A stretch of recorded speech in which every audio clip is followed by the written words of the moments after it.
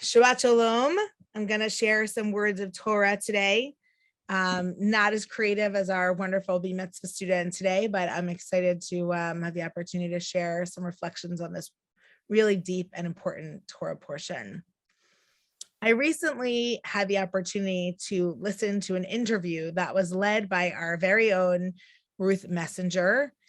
She was interviewing a woman named Rachel Sorati, who is a photojournalist who spent over a decade researching and retracing her grandmother, who was a Holocaust survivor, her grandmother's story, and her story of being a refugee, a story through the war. And this story is now recorded through her book and a podcast, both called We Share the Same Sky. With the details aside of this wonderful program and book, and hopefully we'll have more soon. I'm hoping to bring Rachel to speak at SAJ at a future point. For now, what I want to share about that experience and what I found particularly moving was the way Rachel spoke about her responsibility as the author or teller of her grandmother's story. She described carrying the responsibility of that, the weight of it, about how to accurately reflect not only the story itself, but the kind of vision her grandmother had of the world. And she spoke about how this is a responsibility for everyone who tells these stories, grandchildren, children, or the survivors themselves, because they each had a different story. And she describes how each one shared them also in different ways. Some could speak about some aspects and not others, while others could speak freely and others had a harder time. And she poignantly observes and says how these individual survivors tell their story changes the way that their descendants carry it. How they tell their story changes the way that their descendants carry that story and that legacy. I thought of Rachel this week and her insights about storytelling as I examined Parsha Bo. Parsha Bo is the third of the slavery to freedom stories. It's really, in some ways, a climactic moment, although there is, of course, much more drama ahead. But it's a story that most of us know from the Torah and from our Passover Seders. It has the last plagues, the instructions to observe Rosh Chodesh, to have a communal meal, our first Passover Seder, even though it looked very different. It was the first one all the way back into the Torah story.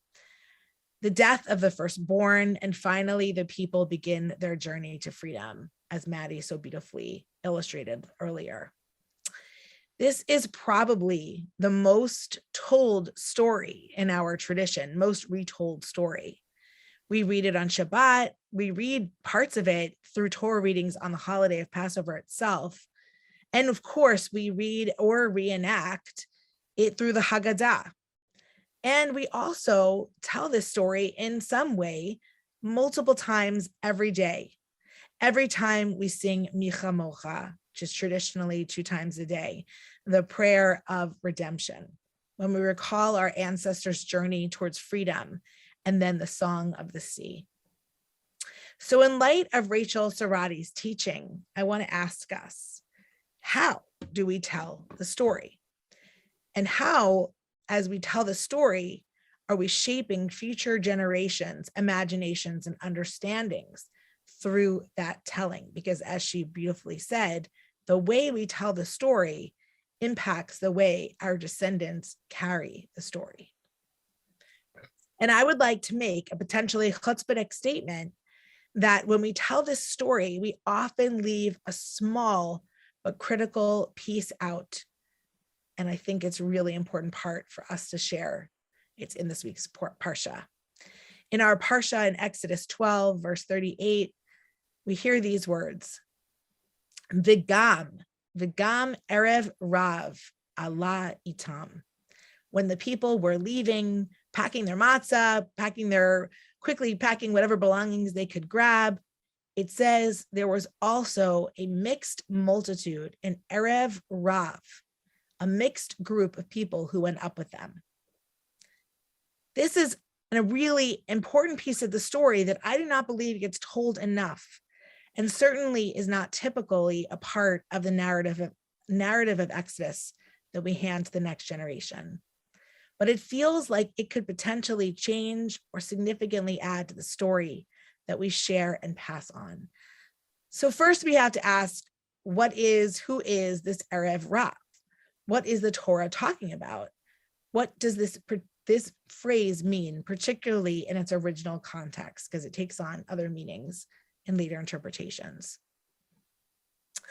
The prolific commentator Rashi, of the French medieval philosopher, he believed that the Erev Rav were people of various national descents that had converted to Judaism along the way and joined them on their journey.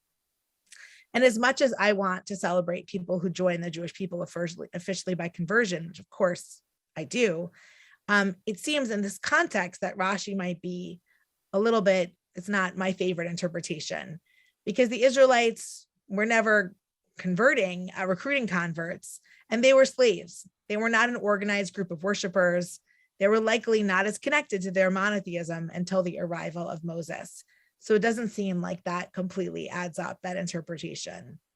It's more likely, as in various midrashim and various interpretations, that this Erev Rav is a group of people who identifies with the goal of the emancipation of the slaves, who do not agree with Pharaoh's actions, and they want to join the journey, and they want to join with the Israelites to leave this place, no matter what their origin.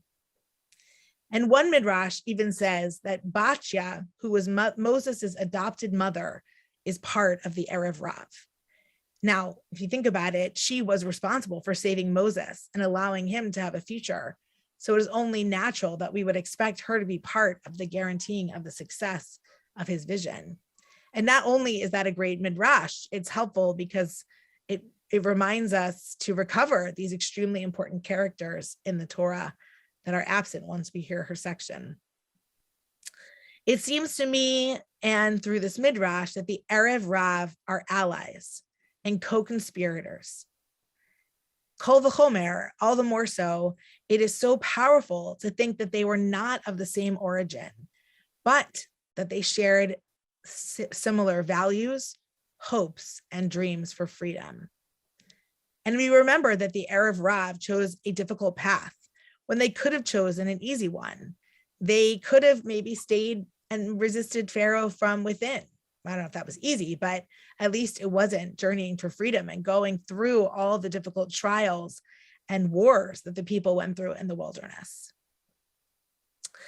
And I guess what I want to say is that when we tell the story, and I know that I am also guilty of this, when we tell the story without mentioning the Erev Rav, we lose a part of the story that could be really important and meaningful for us.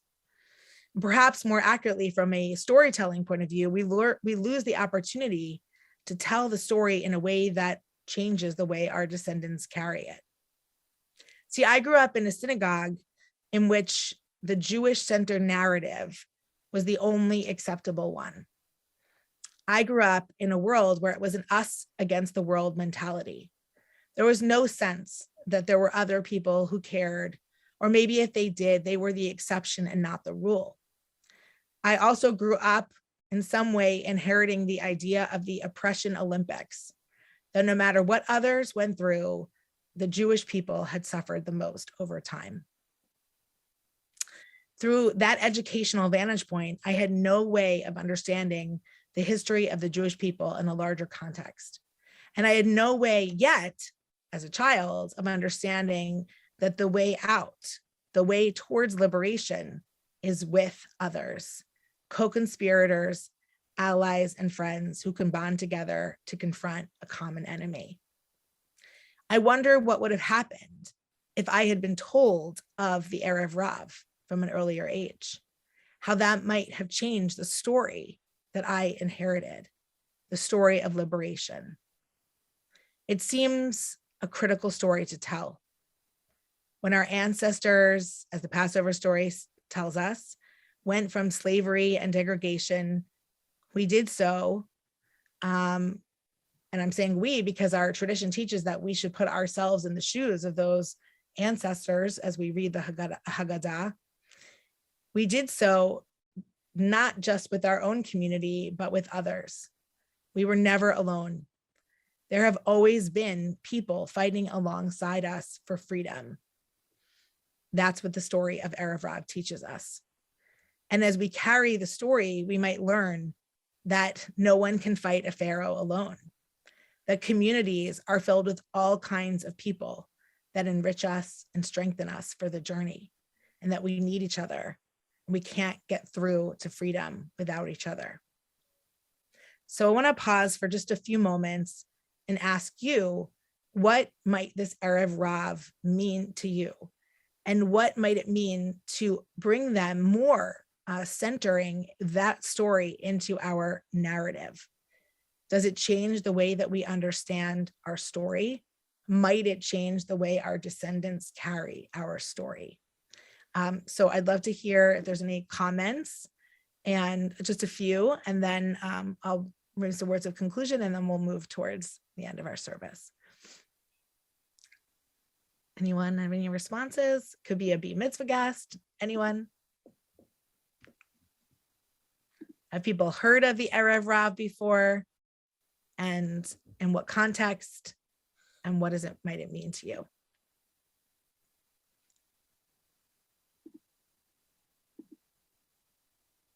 David. Yes, Rabbi, thanks for that mind-expanding drash, because it expanded my mind. And like you, of course, I was raised on that narrative. Akiva being stoned by the Romans was very powerful for me. And we were, not to derogate the term victim, but that's where we kind of were. And if you didn't watch out, somebody's going to get you on the outside. But to acknowledge that there are others, fellow travelers, is to really expand your sense a little bit of who you are and what your responsibility might be. So very, very wonderful. Thank you, Rabbi. Thank you, David. It's great to see you also. Donna? I think this really is a necessary insight for our time. So thank you so much for that. It calls us to move beyond seeing ourselves as victims and remember not only that we have friends when we are in trouble, which we do need to remember, but that we also are allies, and we're allies to people who are being marginalized, oppressed, people whose labor was taken, whose land was taken, and who are now struggling in really, really difficult conditions, crummy health care, poverty, and continuing degradation. And in the process of rejecting our victimhood, we reclaim our agency and our common humanity. Thank you. Absolutely. I think this is, to me, the Erev Rav is such an important teaching on allyship, and it is a two-way street. In this context, we look at it as, in terms of the text, as they came with us, but what does that imply, right? What does that imply about responsibility and journeying with others as well? Beautiful.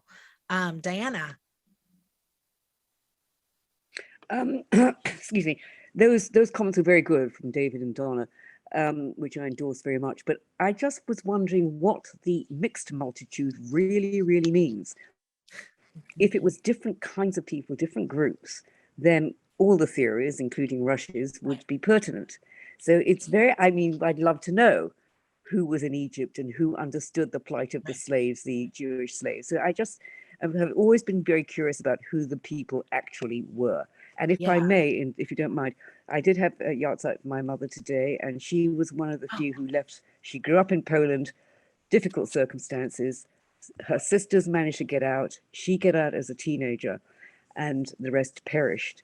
And I'm afraid my mother personally carried that burden of being alone, the one that David spoke of, the one that you also referred to. And that's what I grew up with. And it's taken a lot of mind opening to understand that many other people have had terrible, terrible sufferings too. So I would like to thank you for bringing all of that to our attention today. Thank you. Thank you. Thank you, Diana.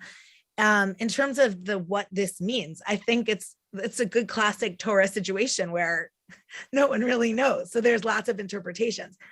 There's no historical, commentary that says, okay, it was these three different, kinds of people. So Rashi has this kind of traditional idea that they're converts. I think Rashi's overall tendency is to see things from I'm going to get to that in a second. Rashi's tendency is to see things from a Jewish vantage point and want everything to be particularistic. He's living in a context of deep anti-Semitism. So his commentary in general is the one that tends to go towards making anything that is friendly Jewish, which I think is interesting, but also something we have to resist, in terms of our own experience today. And then there are these midrashim that it was Egyptians, who were part of the fray, who didn't agree. What happens is later in Torah, there's references to this other group, which is the riffraff. It's called the riffraff, the people who did kind of problematic things. And people, it doesn't say they're the Era of Rav. It doesn't say that, but people make, by people, I mean, traditional commentary sometimes make the equation because they're called out groups of people. And therefore the Erev Rav then gets, unfortunately, a bad rap. But it's not clear that that's the case, that those are the same groups. It could just be a group of, obnoxious, difficult people within the community. But because of the commentaries, that gets laid in. So you have all kinds of interpretations. You have very friendly interpretations or the Erev Rav, and they seem friendly. I mean, they're making the choice. They're making the choice to go with it. It's absolutely their decision, right? But then they get, it kind of, so you could look it up and there's many different interpretations. I think in this, for sure, in this context, they're just a group of people who seemingly are not Israelite, who are part of this, who go out to the Exodus as well. Carol, go ahead, and then I'm gonna close this up because we have to move us along. I always have noticed that line. I grew up in a egalitarian Hebrew school, but I learned my social justice in more secular Jewish camps. So I kind of always had this split, what was religious and what was, more on the secular side of Judaism, but they were all Judaism. But I noticed after that line, which disturbs me, and I don't know if it's connected at all, is that all the strangers who afterwards, all the strangers who are with the Israelites are supposed to get circumcised. So, and I never really noticed that before. So I kind of wonder about that question about I just put it out there. Okay, that's good. I think we won't go there for today for another explanation, but I wonder exactly how that applies. One thing is that people also know in the part that Cantor Lisa chanted twice at the very end of this Parsha, you have this idea in Judaism, it's very clear and it gets repeated that there's one law for the citizen and the ger and the stranger. And the stranger in the Torah is usually the one who's not a convert. That comes later, that rabbinic understanding. It's really the one who's traveling along with you. And so this idea that there's one law, maybe it applies in the ritual piece as well, but it's actually a pretty radical idea that whoever's going to be with us, we're going to treat the same. And that's actually a very compelling reason why people might want to join and be part of this journey, as harrowing as it was. Thank you so much. Okay, so I'm just going to finish up and then we'll have a prayer for our country. Sorry, a second. So I just wanted to conclude by circling back to that author, this photojournalist, Rachel Sorati.